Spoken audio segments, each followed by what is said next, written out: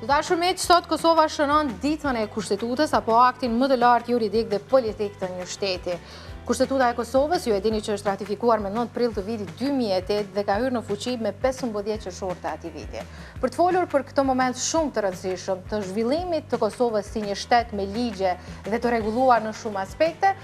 kam kënaqësinë që pas një kohë jo dhe shumë të shkurtë e kishim në të kaluarën profën Mazlum, sot e kemi me ne profesorin Mazlum Baraliu, njohës i Kushtetutës. Profesor, faleminderit shumë për kohën që keni dhënë sot për ne dhe shikuesit tanë. Faleminderit juve për ftesën.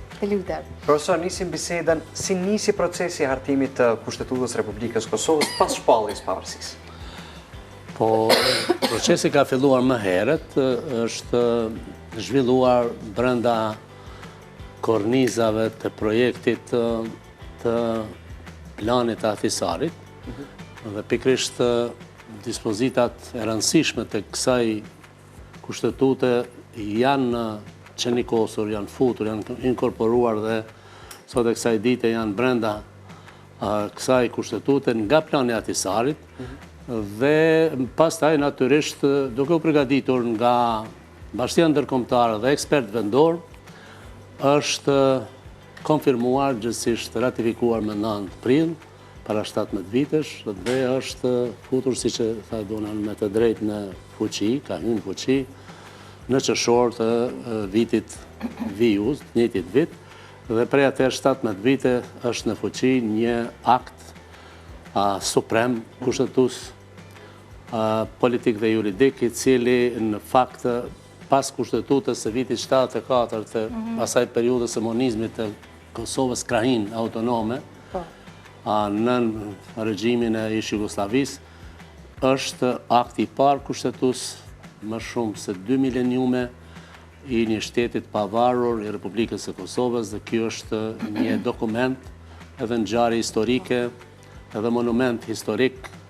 juridik, me vlerë të jashtëzakonshme, do të thosha të përhershme dhe hyjnore për Kosovën. Kush ishin aktorët kryesor vendor dhe ndërkombëtar në hartimin e Kushtetutës? Pikrisht ata të cilët bën planin e Ahtisarit, natyrisht kanë qenë Bashkia Ndërkombëtare, një emisar i veçantë me 2 ndihmës të tij, Ahtisari pra, dhe natyrisht komuniteti vendor, i cili dorën zemër për hir të së vërtetës nuk është pyetur shumë, pra është një kushtetutë e bërë nga të tjerat, e imponuar në një mënyrë dhe e dizajnuar. Një duhet ta veshnim ashtu si na erdhi. Pikrisht, ta merrnim, ta pranonim ashtu si na erdhi. Më kujtohen momente kur kishte çka për diskutuar, vehej në komunitetin juridik dhe më gjerë,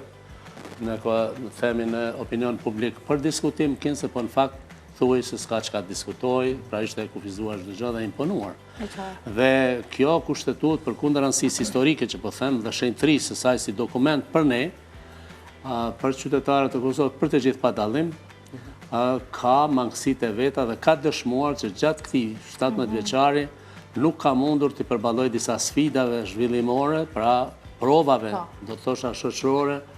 ekonomike dhe politike, prandaj si i tillë ka luajtur rolin e vet historik, do të duhej përkundër faktit që ka bllokada dhe vështirësi për të ndryshuar dhe plotësuar. Janë çështje tjetër që mund diskutohet në tjetër rast, sepse sigurisht hapësira kohore nuk na lejon këtu. Por do doja profesor të ndalem te kjo që po thani, që ka hapësira dhe ka nevojë për të pasur ndryshime brenda saj në mënyrë që të përshtatet me krejt të ritmin e ngjarjeve dhe gjërave të cilat po ndodhin në ditët e sotme. A mund të bëhet një gjë e tillë? Sa është e vështirë të bëhet një gjë e tillë? Ka nevojë për rishkruarje, jo vetëm për ndryshim dhe plotësim, por a mund të bëhet apo jo, pikërisht është pyetje shumë me vend dhe arsyeshme që çtrohet, sepse pikërisht ndikimi i faktorit ndërkombëtar për piluzëve të tyre ka futur disa mekanizma bllokues, barriera të cilat në fakt e dëmtojnë ose e minimizojnë pak a shumë, jo pak po shumë do të thosha, për të qenë më të sinqert dhe të drejt për drejt me opinionin publik, për arsye se ka instrumente të tilla, mekanizma të tillë bllokues, favorizues dhe diskriminues në kuptimin pozitiv ndaj komuniteteve pakic, posaçërisht ndaj komunitetit serb pakic, që e pengojnë, e pamundsojnë ndryshim plotësimin e kësaj kushtetute unë do thosha rishkrimin e saj, cilat janë ato, ka disa, por ato që janë më të veçanta dhe specifike, janë pikërisht mekanizmi i vendeve të rezervuara dhe të garantuara, të cilat janë privilegje të mëdha për komunitetet pakicë, sidomos për komunitetin sërb, sepse atyre jepet 100%, pra nga 20 vende, nga 120 vende, 20 atyre 10 këtyre komuniteteve, gjitha komuniteteve tjera, pakicë 10, një diskriminim kjo në fakt. Diskriminim pozitiv, favorizim, privilegjim, i cili nënkupton që qytetarët i diskriminon sepse barazia para qytetarëve, që rregullohet me 2 nenet kushtetutës së Republikës së Kosovës, është e tillë që cenohen. Këtë rast, po këtë kushtetut ku thuhet atje në 12 dhe 24 që barazia, gjithë qytetarët kanë të drejtë mundësi dhe barazi para ligjit dhe kushtetutës, në fakt, në këto dispozita ku parashifen këto beneficione, edhe jo vetëm këto, vendet e rezervuara dhe garantuara, por edhe miratimi i ligjeve me interes vital, si shtuhet për Kosovën, dhe janë të numëruara disa ligje aty që në fakt pozicionet e betonuara tani më nga Bashkia Ndërkombëtare, plani Atisarit për komunitetet pakicë, që në për komuna, përmes planit decentralizimit, po edhe kushtetutës, janë në fakt kuazi shtete ose mini shtete, me kompetenca asimetrike ma shumë, sësa komunat në shumit shqiptare, nuk mund të ndryshohen pa pëlqimin e... Më falë që bëndë tërpreja, do thot kjo që janë ca çështje të cilat kanë mbetur pezull vite të tëra dhe qeverin pas qeverie po kalohet si çështje të pasgjedhura, herët avon do të ndodhin ashtu si që është paraparë, sepse e thatë edhe ju, është e pamundur edhe të rishkruhen dhe të ndryshohen, sepse janë të betonizuara këto pjesë të kushtetutës. Po privilegjet janë dhe ashtu është, po janë disa privilegje dhe janë qëllimisht të vëna këto themi tentakulat e planit Atisarit, të cilat janë planifikuar atëherë dhe janë proklamuar që do t'jenë vetëm për 3 vjetë, ndërkohë që kanë mbetë dhe tani kur kanë provuar një herë apo 2 deputet të kuvendit shumica pra, 100 deputet tjenë, nuk kanë arritur sepse përveç shumicës, do me thënë, nga 120 deputet të kuvendit Kosovës, duhen pra 2/3, 81, të japin pëlqimin për çdo ndryshim plotësim ose rishkruarje të kushtetutës, duhet edhe ajo pakica ose shumica e pakicave, që ndryshe quhet e badinterit, për është një mekanizëm bllokues, majorizues, majorizon ata, i bënd pa prekshëm,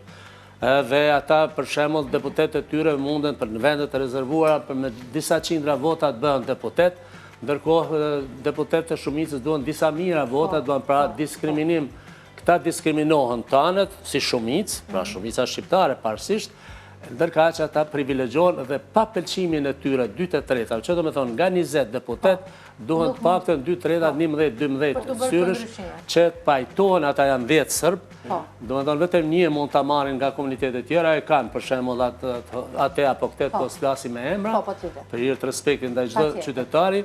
ata mund ta pengojnë ndryshimin e kushtetutës ose rishkruajnë e saj. Këto janë mekanizma që e pengojnë dhe nuk janë mekanizma të drejtë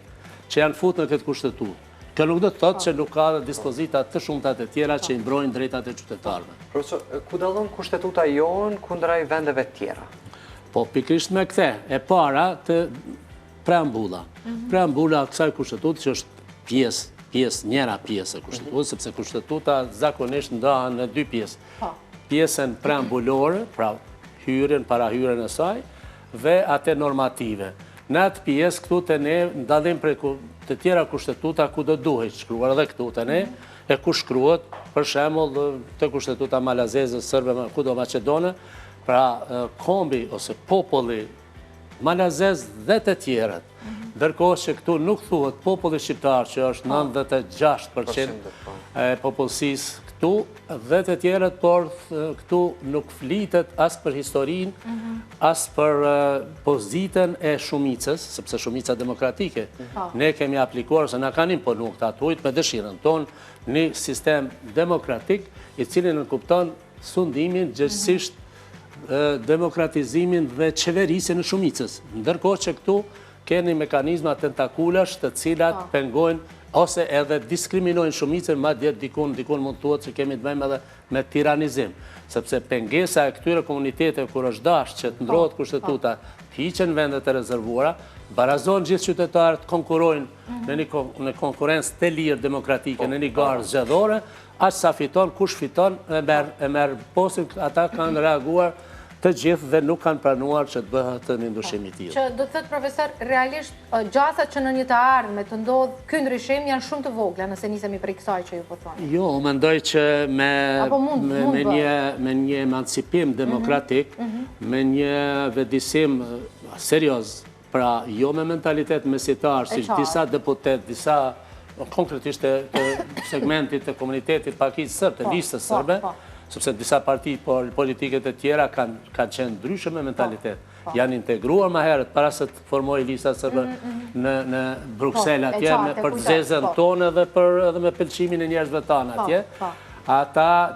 do duhet ta kuptonin që duhet në gara tjetë e barabartë. Qytetarët para ligjit dhe kushtetutës tash më parë janë të barabartë dhe barazia qytetarëve është e shenjtë, po ashtu sikurse edhe kushtetuta që duhet jetë e shenjtë. Ata as nuk e respektojnë disa prej tyre për çdo ditë të shkelin, edhe disa qytetarë tanë shkelin, edhe disa institucione tona, dhe kjo nuk i bën mirë, nuk është as kulturë demokratike, as kontribut për ndërtimin dhe konsolidimin e shtetit. Do duhet të mësohemi të respektojmë që vendimet në drejtsinë kushtetuese, te gjykata kushtetuese janë vendime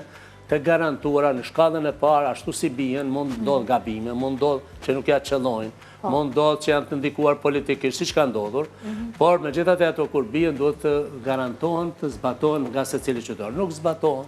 dhe ne kemi tani më pengesa të tilla që nga disa segmente të subjekteve politike, siç është Lista sërbe, ose ndonjë tjetër subjekt që nuk e jep kontributin e duhur dhe nuk e ka kuptuar ende në ndikimin e jashtëm nga Beogradi ose Kremlini ose qendra tjera, duke mos e kuptuar pozitën e tyre dhe fatin e tyre historik, e ajo është që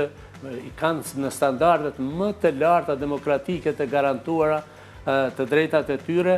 këtu se kanë fatin historik që të bashkëtojnë me popull tjerë në Kosovë. Profesor, si funksionon roli gjykatës kushtetuese në ruajtjen e rendit të kushtetutës? Përmes funksionimit të saj, bazuar në kushtetutë, si garante e kushtetutshmërisë dhe ligjshmërisë në këtë vend, dhe ligjin për gjykatën kushtetuese, përmes vendimeve të saja, në të cilat do duhet pasqyrohej gjithsesi kushtetutshmëria që nënkupton mbrojtja të drejtave, pavarësisht mbrojtja të drejtave dhe lirive të qytetarëve, garantimi i kushtetutshmërisë dhe ligjshmërisë në këtë vend, po edhe gjithsesi mbrojtja e institucioneve nëse eventualisht ka segmente të caktuara politike që gjatë qeverisjes pretendojnë për interesa politike, ose tjetërfare, formale, jo formale, grupore dhe klanore, të prekin funksionin e kushtetutshmërisë dhe ligjshmërisë të institucioneve të vendit. Realisht, profesor, kur flasim për këtë pjesë, a mund, ndoshta nuk është termi i duhur, ta cilësojmë kushtetutën si një lloj instrumenti i cili ka vënë, nëse mund të themi kështu, rendin dhe ka qartësuar stakt momente të rëndësishme politike, momente të rëndësishme kur ka pasur mendime dhe vendime jo gjithmonë të cilat kanë qenë të pranueshme nga gjitha palët, sepse ne jemi mësuar që sa herë që kemi hasur në një pengesë, ta zënë partitë politike ose institucionet apo individ të ndryshëm i janë drejtuar kushtetueses. Po, patjetër që roli i saj ndër të tjera ka qenë, ndër të tjera kur po them, domethënë përveç ruajtjes dhe garantimit kushtetutshmërisë dhe ligjshmërisë dhe mbrojtjes së kushtetutës dhe kushtetutshmërisë, ka qenë edhe në zgjidhjen e ngërçeve dhe krizave politike që nuk kanë qenë të pakta. Fillimisht Leonid përmendi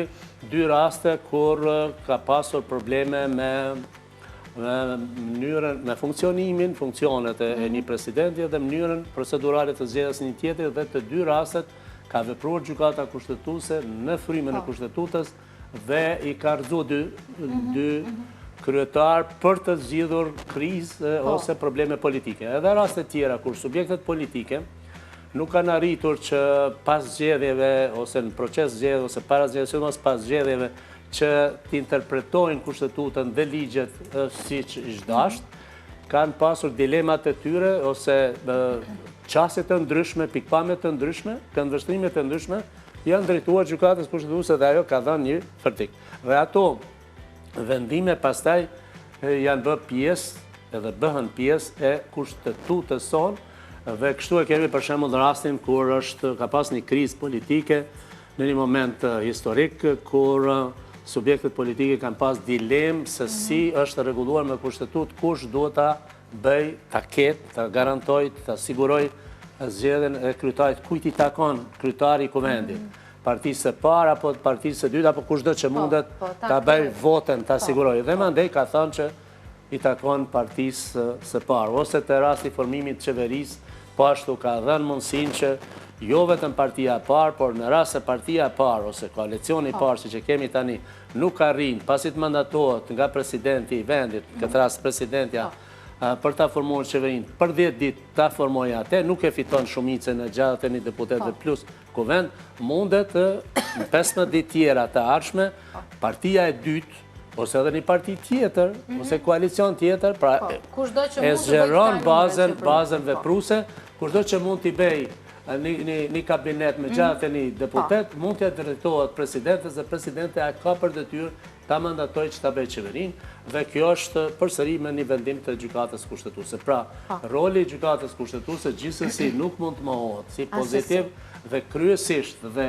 në mënyrë dominante pozitiv, natyrisht me ecejakët e saja si një gjykatë e re që edhe mund disa vendimet saja janë trajtuar edhe si të pa drejta edhe si të pa qëndrueshme, madje edhe të pa realizueshme. Keni rastin e faljes së 24 hektarëve tokë të manastirit Deçanit, pas një bazë të gjithë qytetarët ose shumica syrësh mendojnë që është bë padrejtësi e madhe dhe nuk ka bazë vendimi i gjykatës kushtetuese. Mirë, po siç thash, ajo është parapat që me kushtetues dhe me ligjin e gjykatës kushtetuese, pasi të bijat ai vendim, ai është i garantuar dhe duhet zbatohet. Dhe tani më është zbatuar. Ose rasti i punëtorëve të tubave, të gypave, të fabrikës e gypave në Ferizaj, ose rasti i logos kuvendit të që ndërlidhet me ato boshllëqe dhe malëksit që po dhe pak knaqësitë e qytetarë, për shembull atje në prezent dikush nga komunitetet pakice ka kontestuar logon, atje që është shtëpia e lidhjes Prizrenit, që është diçka sublime e historisë tonë, tepër e rëndësishme, pra ndërkaq dikush tjetër ka thënë që nuk do duhej ajo tjetër sepse nuk e përfaqëson pasqyrën, mozaikun e demokratik të përpjekjeve historike të gjitha komuniteteve, është për mua ajo nuk është miratuar, ka pasur si duket ndikime politike, pra po ndikimet politike nga brenda nga jashtë hera herës në disa vendime të kësaj gjykate kanë ndodhur dhe kjo duhet eliminohet. Duhet mos jetë praktike kësaj gjykate. Profesor, ne e dim që prej teje mundemi me dëgjue, me mësue dhe shumë gjëra të tjera. Aq më pak për një çështje që ju e njihni dhe keni qenë gjithmonë afër këtyre ndryshimeve dhe i keni studiuar, i keni analizuar. Unë të falenderoj shumë për kohën që keni ndarë sot për ne. E thatë edhe ju në këto pak minuta, nganjëherë është e pamundur që të përmbledhim gjithë çfarë kërkojmë, por konsideroj që kemi thënë gjërat kyçe të cilat duhet të fliten kur flasim për një akt kaq të rëndësishëm të shtetit Kosovës. Shumë faleminderit për kohën. Faleminderit juve.